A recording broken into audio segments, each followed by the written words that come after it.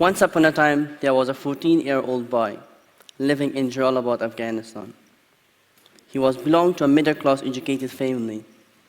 His dad was a property dealer and her mom was a teacher. They were living a good life. The only wish they had to bring changes to their local community, to their local residents. And they all tried their hard. But آموختم که زندگی دشوارتر است اما من از آن سخت‌ترم. Means life meant to be a challenge because challenges are what makes you grow. My name is Naqeeb Saide from Afghanistan. I have seen my family for the last time 3 years and a half ago. I have traveled 3 different countries before arriving to the UK on 29 April 2016 after having a long and painful journey. I arrived to Gatwick Airport when I was 15. On my arrival, I was asked a lot of questions from the Home Office staff about why I'm here and what happened to me back home. When I arrived, I was really tired and scared, as we witnessed a lot of different types of police in our journey, so it's difficult to trust the Home Office staff on our arrival. So the social services took me to Brighton and placed me in a foster family. The first days was really challenging because I never been separated from my family. But I decided to stand up on my feet and build my life from scratch. As I arrived to the UK on 29 April 2016, I wasn't able to start my college because the academic year was nearly finishing. So I started making friends, a few from my country. One day they asked me to go to a club which called Brighton Table Tennis Club. I never played ping pong in my life, but that day I loved it. Not because that was my first time playing ping pong, but not because that was not just a club. They had friendly environment, and the most important was nobody asked me where I came from. I started going to the club every day. I made friends there, such as Brandon. He teaches me how to swim. Well, believe me, I was a good student, but the problem was with my teacher, so. And also, he teach me the culture. He took me outside to the restaurant for the food. The club gave me a lot to me, and it means a lot to me. The founder of the club, Tim Horton, he's a role model and a legend to me. Well, I can say Tim Horton is a brother from another mother to me, because he always directed me to the right direction. And I'm glad to God and thankful that I had Tim in my life, and he directed me to the right direction. So after playing 1 year and a half of ping pong, I became a level 1 coach for Brighton Table Tennis Club. I never imagined of this in my dreams. On that period of time, I joined a theater group called Borderline, and I met Sophie Bass. Well, I can't say she's my sister from another mother, but I can call her something that she doesn't like because of her young look, obviously. But this time, I'm not sure, but I think she might love it. Because I can definitely say she's my lovely, young, hot mom. Because she always helped me and take care of me. When I was under 18, she put me to bed, and even she took me to the toilet. The show is based on true stories from asylum seekers and refugees. It's a satire of Calais Jungle. We performed the show all over the UK, and they've been to Europe and India. I wasn't able to go because I haven't got my refugee status. I felt really alone in the UK because the show that we performed in the UK all together, and we created it all together, everybody go and perform outside the UK, and I left alone in the UK.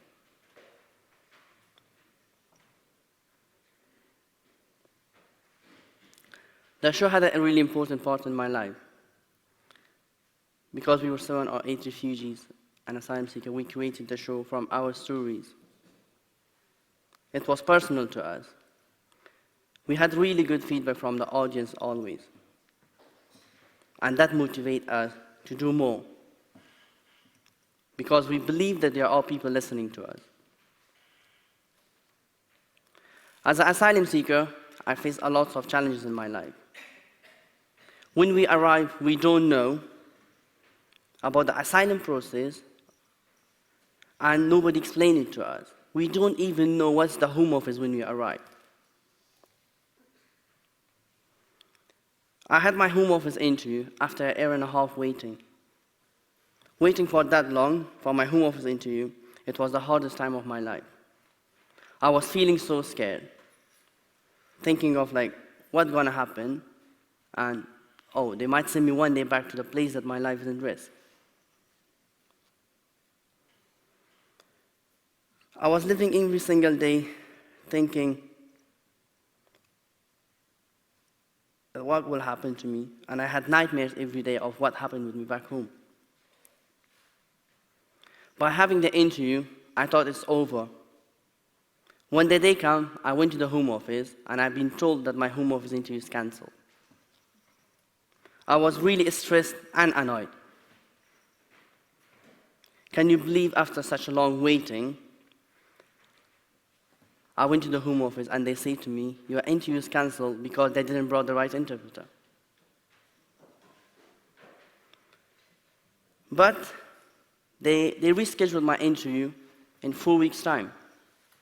I was shocked, because if they can arrange an interview during a 4 weeks' time, why I had to wait 1 hour and a half to have my first interview? On that period of time, I get to know Elaine Ortiz as my sister from another mother. Well, I never found words to describe her. She's an angel. She always stands up for my rights. She helped me to show to the public what talent and personality I got. She encouraged me to fight for my life, and she says she will stand up shoulder to shoulder with me. She helped most of the asylum seekers and refugees in Brighton, and they support him emotionally and put a smile on their faces. I joined the Hummingbird Project. The Hummingbird Project is a specialized charity working with young asylum seekers and refugees in Brighton. They were based before in France, and they were helping the people that are on move and risk. They now run local youth groups, and they focus about education, friendship, and support. It's an amazing project, and a lot of young people, asylum seekers, they're really happy from their services. Well, with all these activities and friends that I got, I felt that after leaving my homeland, I thought that Brighton is my homeland now. But I was wrong.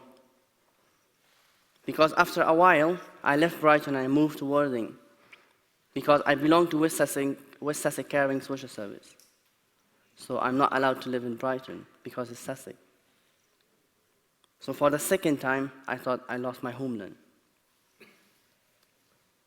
I was traveling every single day to the club and meeting my friends. But after a while meeting Elaine, she mentioned about a project called the Young Leaders. We meet every weekend to practice public speaking, leadership, and politics. We work hard as a team to raise awareness of the issues raised by refugees and asylum seekers. We do this by meeting with local MPs, going to the parliament and giving speeches, speaking at the events, and organizing changes in our local community. Our aim is to show to the public that we are educated and talented. And we are not zombies or aliens, we are just human as you. During this time, I get to know Toby. Well, I don't know what to call him. A brother from another mother, a mentor, a friend. He always supports me to write my speeches. He teaches me how to fight for my life by teaching me public speaking, and stand up shoulder to shoulder to support me in every event as a friend. Well, I can tell for sure that we are like old English couple that always fight. But really, because we learn to work closely with each other, to trust each other, and to do what it takes to help each other to succeed.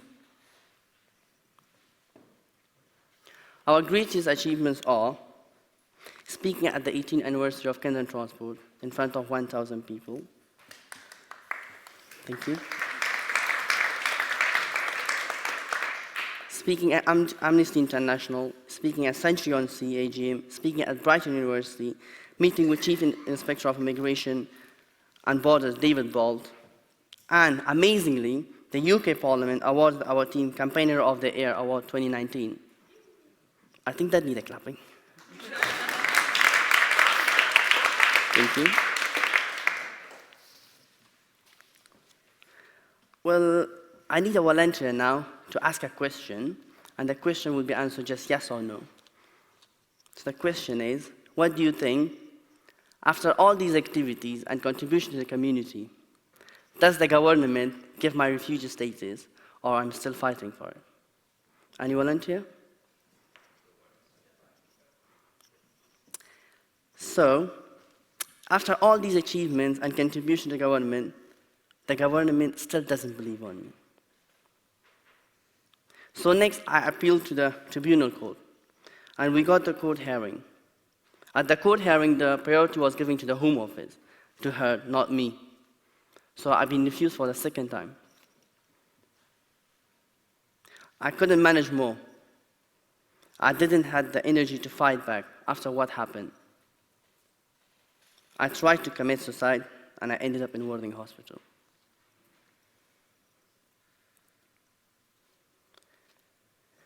So we decided to appeal again, and this time the new judge looked at what happened at the first court. And she said this was not legal, that the priority was given to the Home Office and not me, so this act couldn't be defended. So the process started back. I'm waiting for a new hearing date, and my solicitor said that I could wait for 8 to 9 months. But I was lucky, I had it in airtime. So my next hearing date is 7th of October 2019.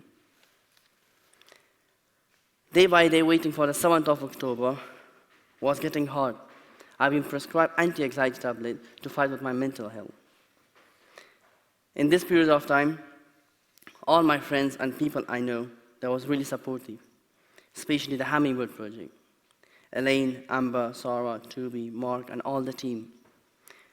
They sent me to my brother's house for the summer holiday and said, we will deal with your solicitor and prepare all the paperwork. When I came back from the holiday, I was speechless. The amount of the letter that I received from public.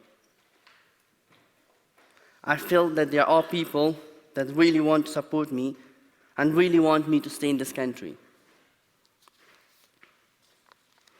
So finally, Monday the 7th of October arrived. I was so nervous. I had a lot of videos sent from people wishing me good luck. My phone was buzzing from texts, videos, and phone calls. Even a lot of people came to London and from London and Brighton to show their support on the court hearing, included Kay.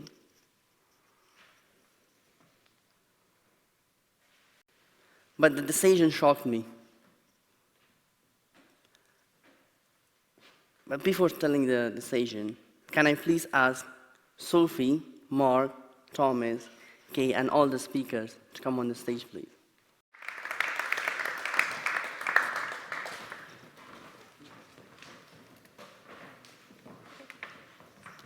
Thank you. Well, the decision was really hard to hear, and I was so shocked. If these people that they are here, if they wouldn't hear, I wouldn't be able to cope with it. Well, can I ask somebody from the audience again? Did I have my refugee status, or I'm still fighting?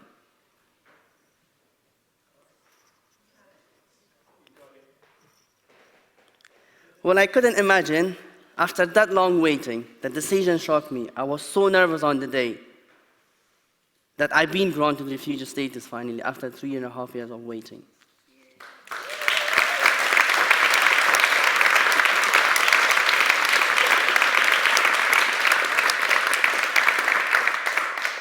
What I am now is all for my family and friends, because one day I want my family to be proud of me. I'm doing all these activities for the people that help and show me how to stand up on my feet. As I got my refugee status, I recently worked to improve the foster services for asylum seekers in West Sussex by helping the West Sussex Social Services. And I will open a social club that anybody is welcome to come in, have fun. They will receive help with their mental health, education, homework. And I want to bring everyone under a roof and just have fun. My future plan is to start campaigning nationally to show to the world that what are the problems and issues, especially facing asylum seekers and refugees. My advice is to the public, and especially for the people suffering with mental health issues, and asylum seekers, refugees, never stay in your room. Go and explore what the community offers. This way you will find new friends and get used to their cultures. It doesn't matter what background we came from, as I believe sharing is caring. I know we lost our dearest and families, but Allah gave us another chance to make a new family, so why we should waste it? We should always stand shoulder to shoulder, stay together to help each other, and never give up. Thank you very much.